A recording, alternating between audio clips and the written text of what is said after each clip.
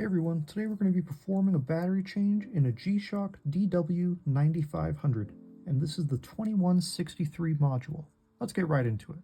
To perform this battery change, we're simply going to need a small Phillips head screwdriver, ideally metal tweezers, but if you don't have metal tweezers, you can just use a metal paper clip, and our replacement battery, which is CR2016. Getting started on our watch, the first thing we're going to need to do is remove our rubber wings with these 4 screws that are found in each corner, and we'll set those screws aside for later.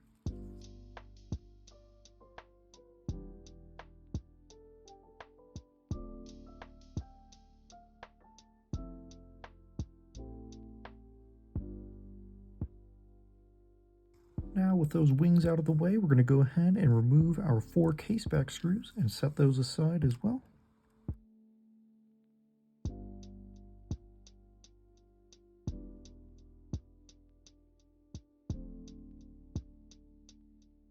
Now we can go ahead and lift our case back right off. And don't worry, sometimes the rubber gasket will come off stuck to the case back. We'll go through reinstalling that when we're reassembling the watch. Now that we're inside the watch, the first thing we're going to want to do is peel out this rubber bumper layer and set it aside. And now we're ready to unlatch our old battery. So as we can see here, there's a latch that wraps around this plastic piece here. This is where having those tweezers or paper clip will come in handy. We're going to want to go right in the middle and pull out towards us, and that'll unlatch the battery. Now we can grab that old battery out and get rid of it.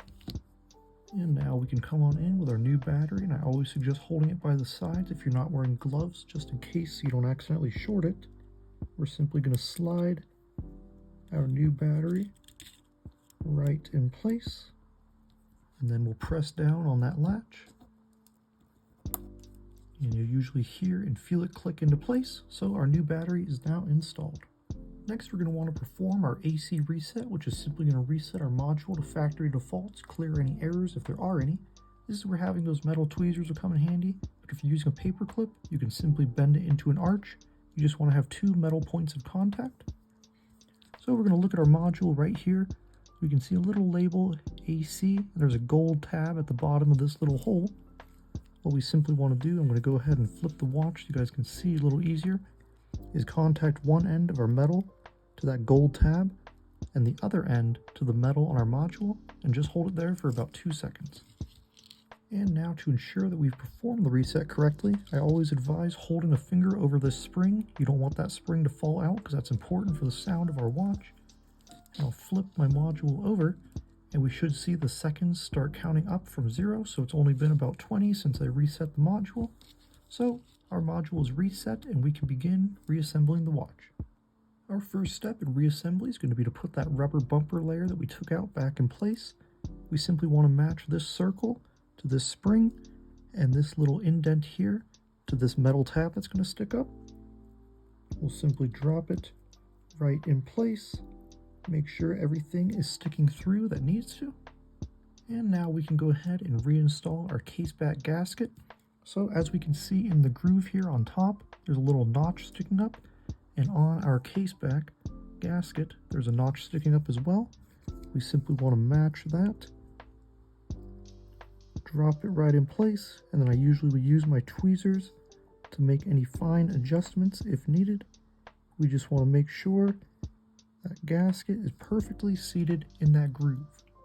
Now we can go ahead and reinstall our caseback. So we want to remember that this spring and this metal tab sticking up indicates the lower portion of our watch.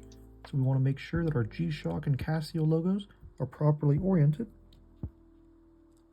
We'll simply drop it right in place, and you kind of feel it fall into the groove. And now we just need to reinstall our 4 caseback screws. What I typically like to do is just hold my thumb on that caseback so it doesn't move around, drop my screws in, just get them started, and now all we need to do is snug them up. And remember, they don't need to be super tight, just snug.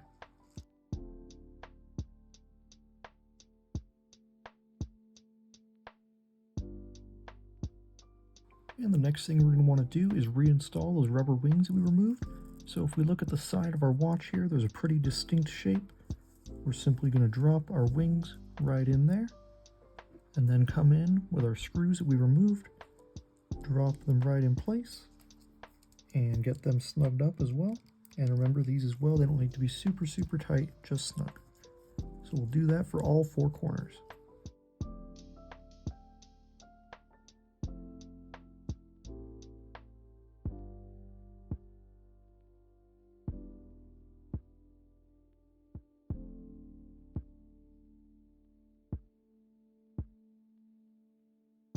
And that's all there is to it. As we can see, all of our modes cycle through, our beep is audible, our backlight is working, so our watch is ready to set and wear again. Thank you guys so much for joining me in this quick battery changing tutorial. I really hope that it was clear and helpful. If you have any questions for me, please be sure to leave them down in the comments. And if you're interested in more tutorials and watch related content, please do consider subscribing. I cover a wide range of G-Shock, Baby G, and Casio products. So please stay tuned for more. Thanks everyone.